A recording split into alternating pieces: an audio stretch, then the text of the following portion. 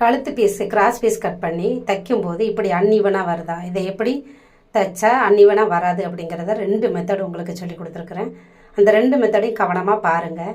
இது பிளைனாக இருக்கிறதுனால உள்பக்கம் இது வெளிப்பக்கம் வந்து பார்க்க வேண்டாம். இதே ஒரு பிரிண்ட் போட்டிருந்துச்சு, எம்ப்ராய்டிங் போட்டிருந்துச்சு அப்படின்னு சொன்னால் கண்டிப்பாக நம்ம வந்து உள்பக்கம் வெளிப்பக்கம் பார்க்கணும். நல்ல பக்கமும் நல்ல பக்கமும் ஒன்றா வச்சுட்டு கெட்ட பக்கமும் கெட்ட பக்கமும் வெளியில் தருத மாதிரி வச்சுக்கோங்க.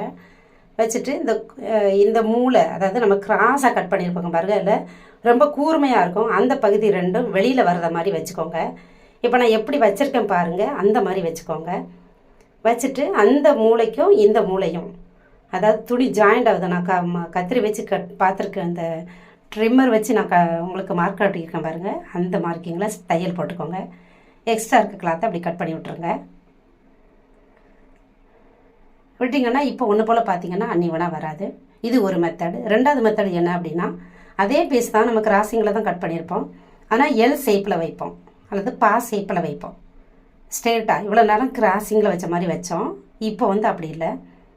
வச்சுட்டு இந்த மூளைக்கும் அந்த மூளையும், அதாவது அந்த பீஸோட ஸ்டார்டிங் மூளையும் இந்த பீஸோட எண்டிங் மூளையும் ஒன்றா வர மாதிரி நாங்கள் ட்ரிம்மர் வச்சு காட்டியிருக்கோம் பாருங்கள். இப்போ இந்த இடத்துல ஸ்டிச் போட்டு எக்ஸ்ட்ரா இருக்க கிளாத்தை கட் பண்ணி விட்ருங்க.